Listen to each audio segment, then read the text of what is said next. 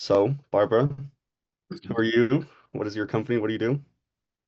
My name's Barbara Riveris, and I own Ascent Heating and Cooling. We're residential and commercial um, repair, maintenance, service, replacement company. Okay, perfect. So we'll get into the questions here now. So my first question, what problem in like the Phoenix HVAC area or like what problems did you see that made you want to start Ascent? Um, so I kind of fell into the HVAC industry. It wasn't something that I sought out or had a passion for. And so kind of landing in the industry, I went to a couple of different companies, and just really felt like employees weren't treated right. They weren't valued as much as they should be. And so, really, the very first inspiration to want to start a company was to have a place for employees to be treated better. So Barbara, can you share a bit about your role and how it fits into like the bigger picture at Ascent? Yeah, so I'm the owner of the company, and first starting out, I did, well, everything, dispatching, scheduling, um, you know, That's a lot. getting insurance quotes, networking. I did all of the things. And so I have now someone in place that helps with all of that, handles the administrative stuff so that I'm free to work on things. Like, we're a new company. And Mhm. so I'm free to work on things like our processes and marketing plans, and it's all a learning process. So it's not that I know how to do those things. I'm just free to figure them out. Yeah, So that makes sense. That's exactly how I feel. What major shifts are you seeing in your industry currently, like right now?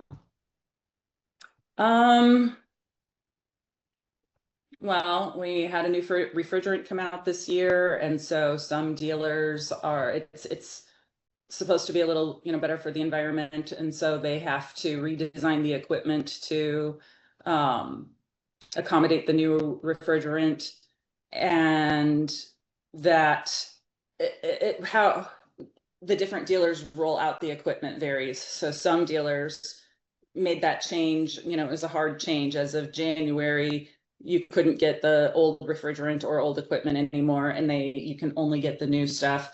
And then some dealers are holding out as long as they can, and they're still offering the old equipment and old refrigerants Mhm. for the time being. And so it's just that's been a little bit of a juggle, and it increases prices a little bit. So I I always hear like every year I always there's always someone that says that the old stuff always like old generation equipment tools always works better than new stuff. Like even washers and dryers, like the old stuff, it's yeah, lasts longer and doesn't need to be fixed every other day compared to new. yeah, things were made different.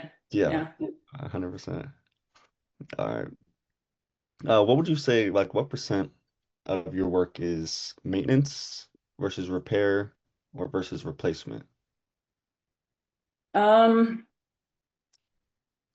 I don't know. I mean, I have those metrics Uh-huh. somewhere in a spreadsheet, but just going off the top of my head, um, I don't know. Our replacements are not as high of a percentage as they should be. That's something that we're working on. But maintenance and repair are probably pretty equal. And then, so I don't know what the pie chart would look like, but Yeah, yeah, it's mostly probably maintenance, some yeah. repair, and then replacements as far as the chart, Yeah, no numbers to go with that chart. that makes sense. Most people probably would rather have it fixed temporarily than have to buy a whole new unit sometimes, I'd imagine. hmm Well, and that's kind of the motto of our company as well. There's a lot of companies out there that immediately try to push, high dollar replacements on people, whereas we maintain that we try to help people fix it before pushing a replace. We don't ever push a replacement, actually. We try to help people fix their current unit to get as much life out of it as they can. That's actually kind of interesting because my mother's husband, he has an HVAC company, and like that's also their model. Like he doesn't try to push top dollar like, oh, we're placing it. Like he wants Like, oh, because some people have bills and stuff, so like, oh, just repair it for now, and maybe if it continues. So I respect Yeah. that approach. Yeah, it's kind of an old school mentality, if it's broken, fix it. If it can continue to be fixed and not have to cost the customer more money, well, then let's do that. We're in the habit of treating our customers the way we want to be treated. So, Yeah, I like that. I respect it. thank you. So, what do you think is working well for you right now, and what's been the most frustrating? Um, I would say God, everything has been frustrating. This is the first time I've ever been a business owner. Nobody can prepare you for that, kind of like having children. Nobody can prepare you for parenthood. Well, nobody can really prepare you for being a business owner. And so just really learning everything about that the hard way has been frustrating. Um, but, what was the first part of the question? What's working well for you right now? What's working well for me right now is I'm leaning into using ChatGPT quite a bit, and it helps, sort things out, break things down, save ideas, shelf ideas, move forward with things, and it's really been very helpful for me. Help just kind of navigate the chaos a little bit. Yes. Perfect. What would you say, what metrics are you most focused on improving? Right now, being still a new company, we're 2.5 years old. I'm still working on the biggest first needle I'm always working on is improve revenue. Hmm. So whatever I do every single day is to move the needle to drive future revenue. So that could be either probably what, like getting more clients or like keeping the recurring clients type of deal. Um, we're pretty good at keeping our clients. I do need to put some things in place for staying in better touch with our clients, our past clients anyway. And then for getting new clients, I'm coming up with ideas and ways to move the needle forward for what are the best ways for reaching our clients, I should say. They're out there. We just gotta meet them all. What typical ways do you use to contact? Is it kind of more you guys the more word of mouth, or what kind of avenues do you try to navigate when getting new clients? We do everything. We get a lot of word of mouth. That's always, and every business owner I've ever talked to, word of mouth is number one for everybody in new clients. Um, and we're a very heavily customer service oriented company. And so that, we our clients are all relationship clients.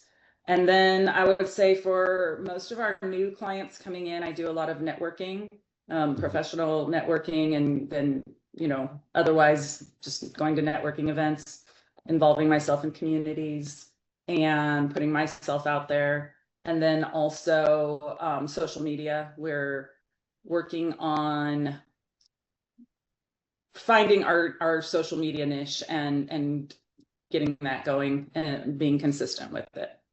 This question just came out off the top of my head, but what what differentiates trying to secure a client with like say some like an apartment center or like some like commercial place compared to residential, like just the homeowner? What the difference is? Yeah, like how does the process change when like trying to have them as a client? It really doesn't. We offer, the same things that are going to be appealing to a commercial client are going to be appealing to a residential client. We cater our services to both. So that experience isn't any different. We offer customized products for maintenance for both residential and commercial clients. And then, yeah, the relationship. We have relationships with our